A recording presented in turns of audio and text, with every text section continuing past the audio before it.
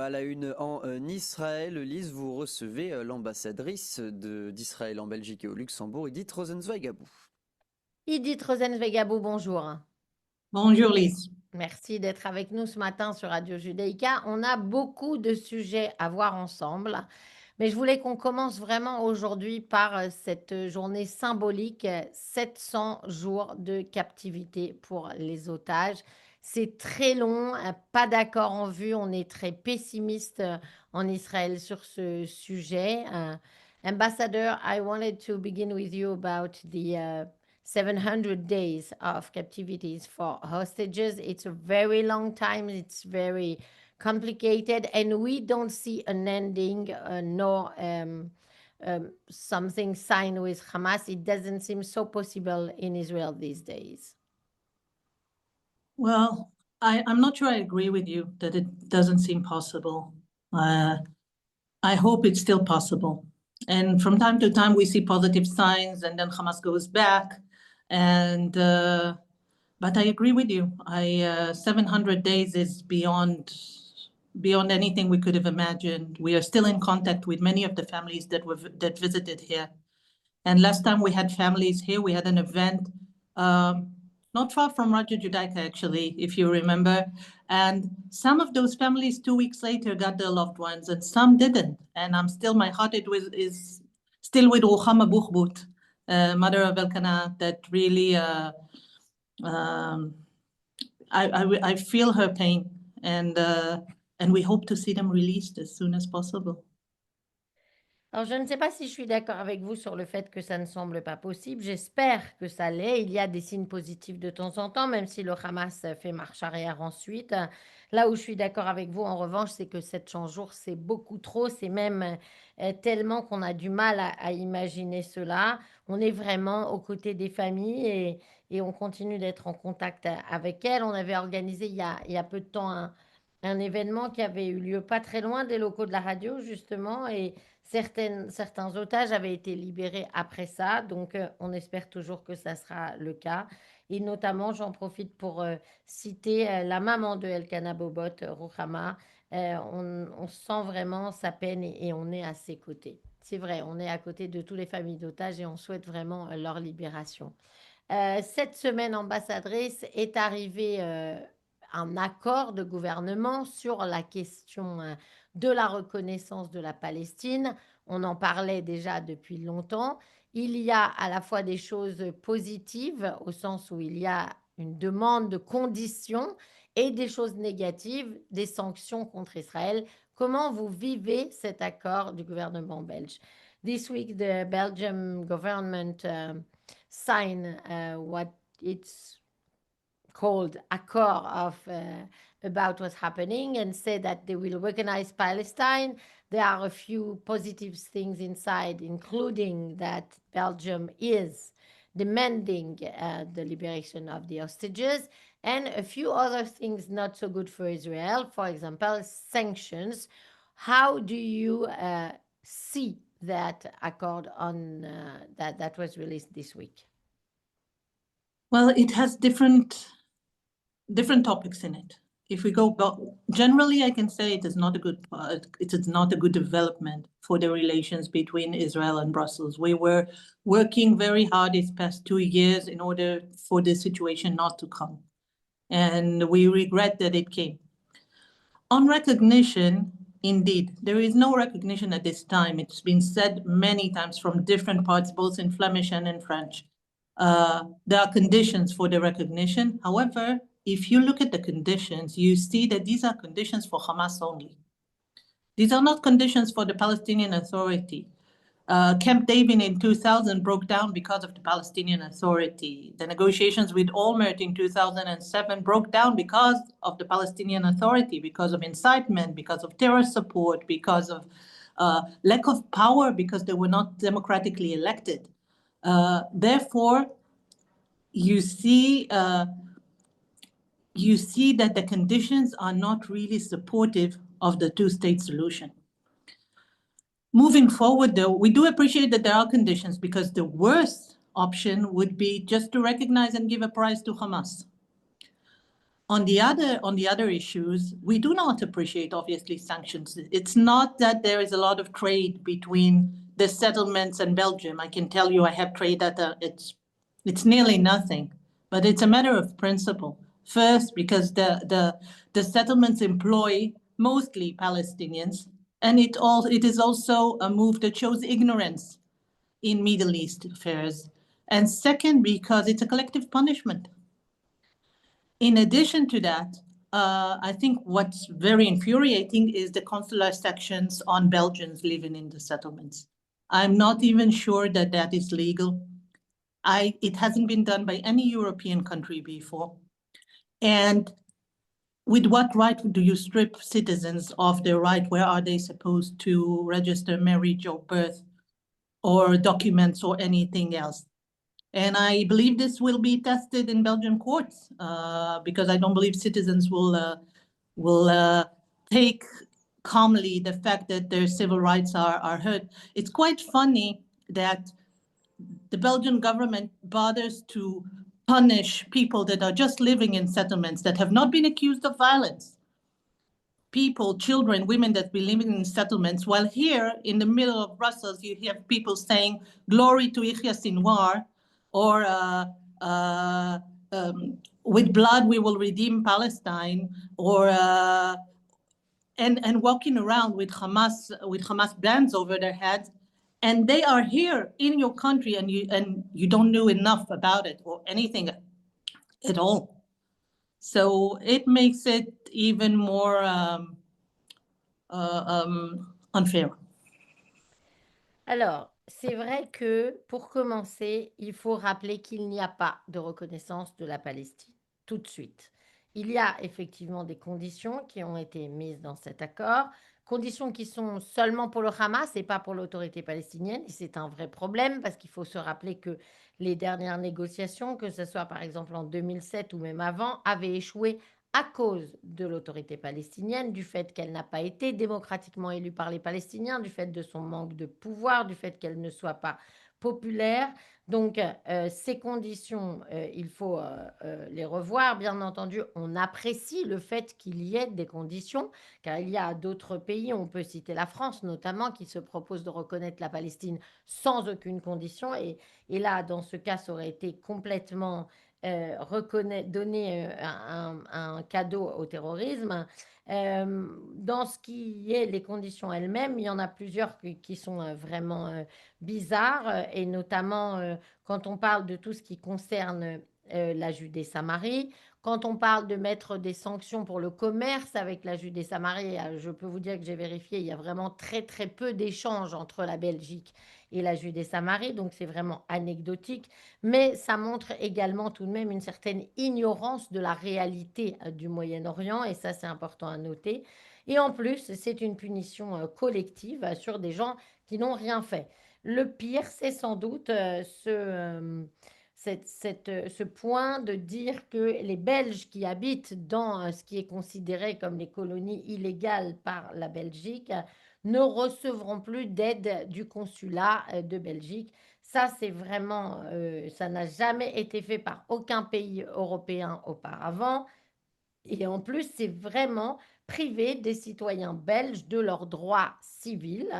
Et d'ailleurs, ce sera sans doute vu et retoqué par une cour belge parce que on ne voit pas à quel moment on peut comme cela priver des citoyens de leurs droits civils sans même avoir de raison.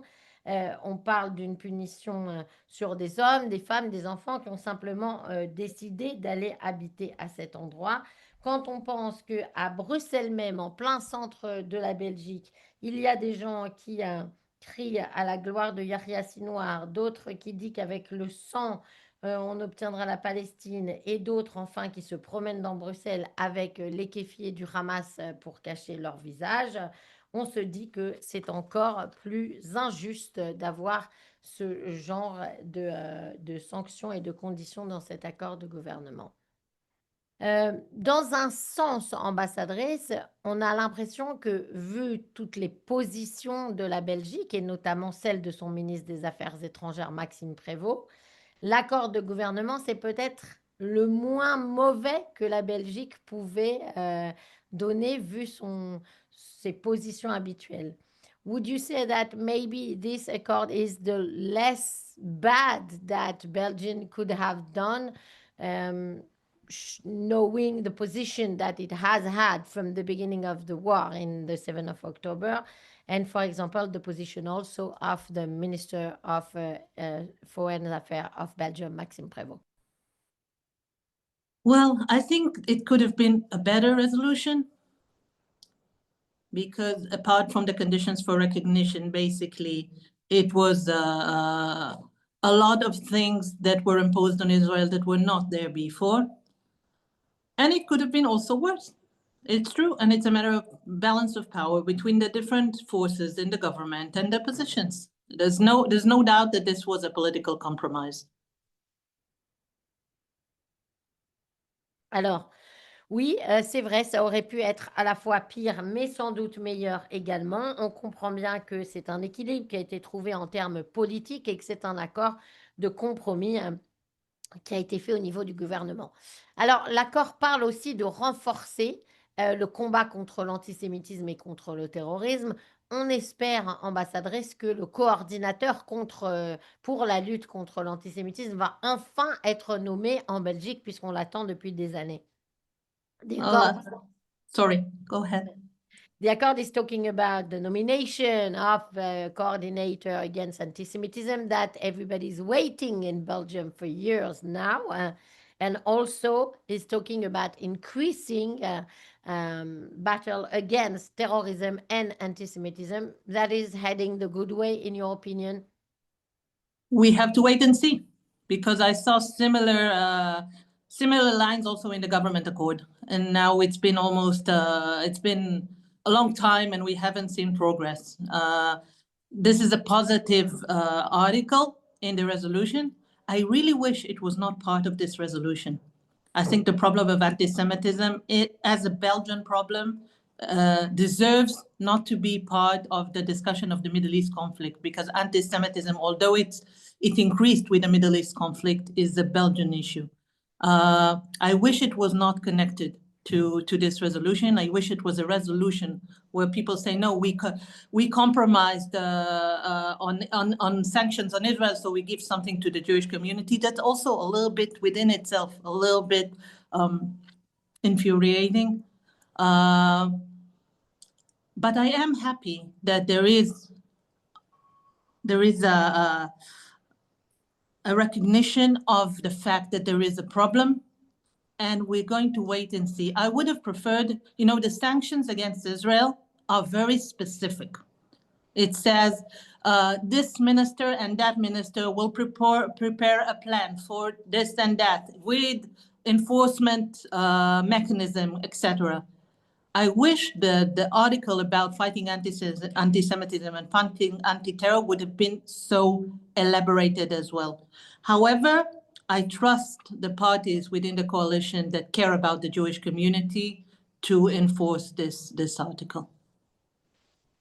Alors, on va attendre de voir. Il y a déjà eu par le passé des commentaires exactement identiques et pas de progrès qui a été fait sur ce sujet. Donc, on espère que ce sera le cas.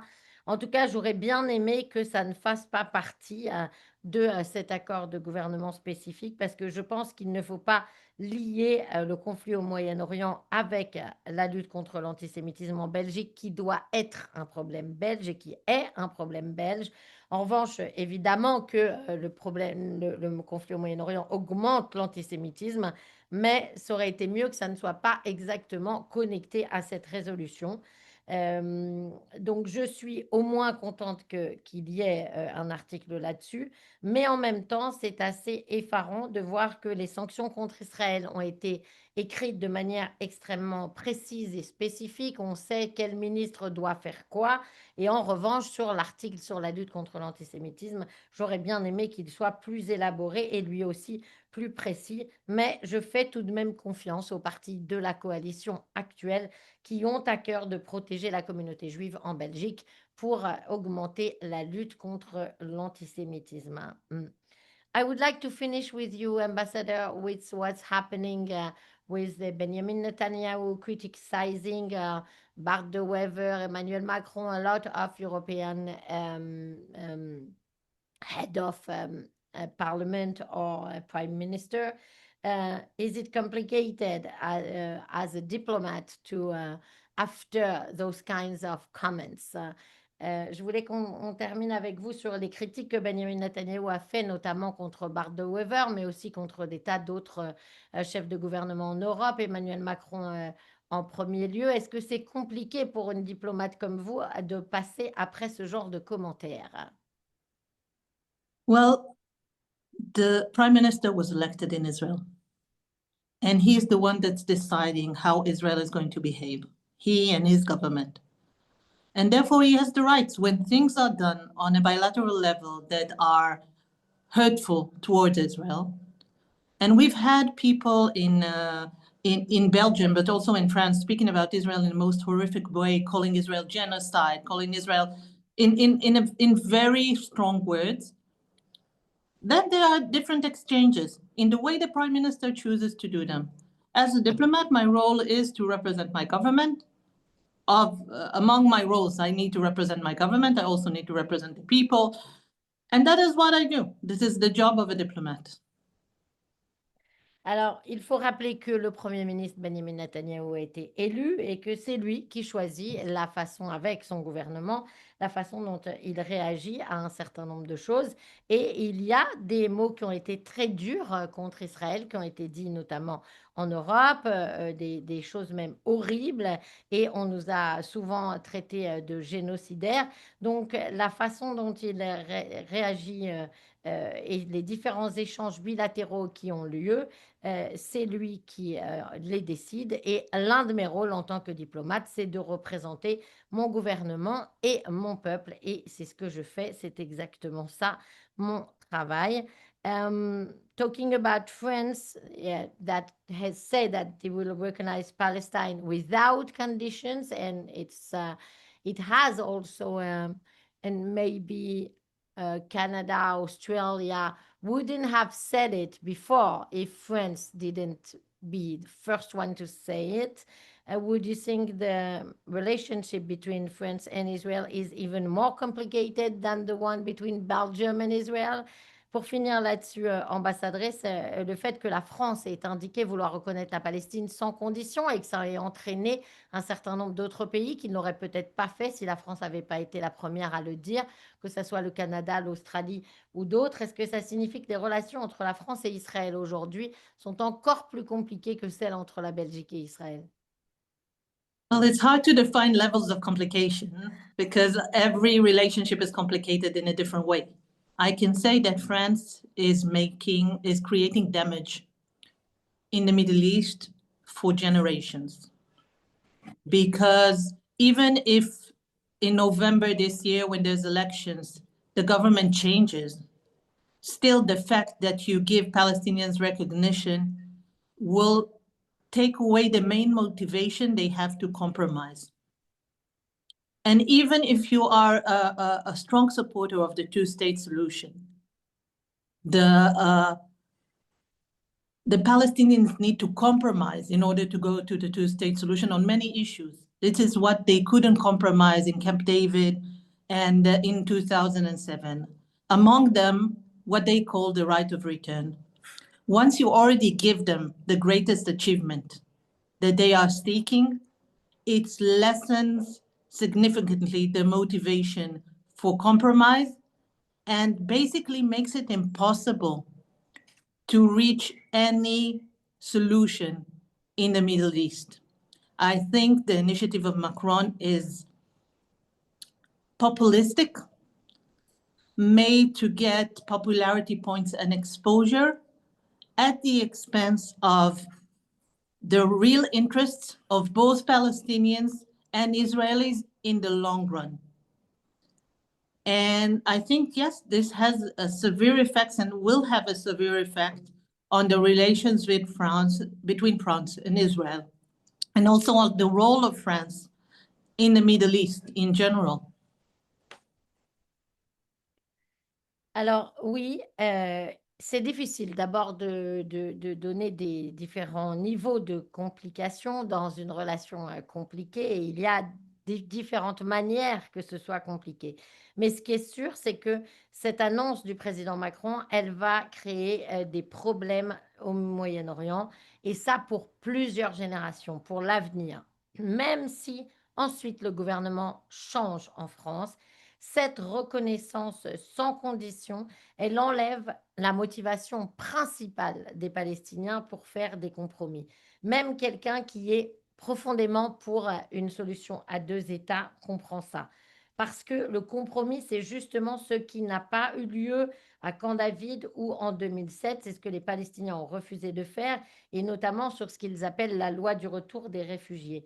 Donc, si vous leur donnez la plus grande victoire, ce sera impossible ensuite d'arriver à une solution au Moyen-Orient. Je pense que l'annonce de Macron était populiste et qu'elle a eu lieu aux dépens des intérêts réels à la fois des Palestiniens et des Israéliens, en tout cas des peuples palestiniens et israéliens sur le long terme. Et oui, ça aura des conséquences sur la relation entre la France et Israël, et ça en aura également sur le rôle de la France au Moyen-Orient.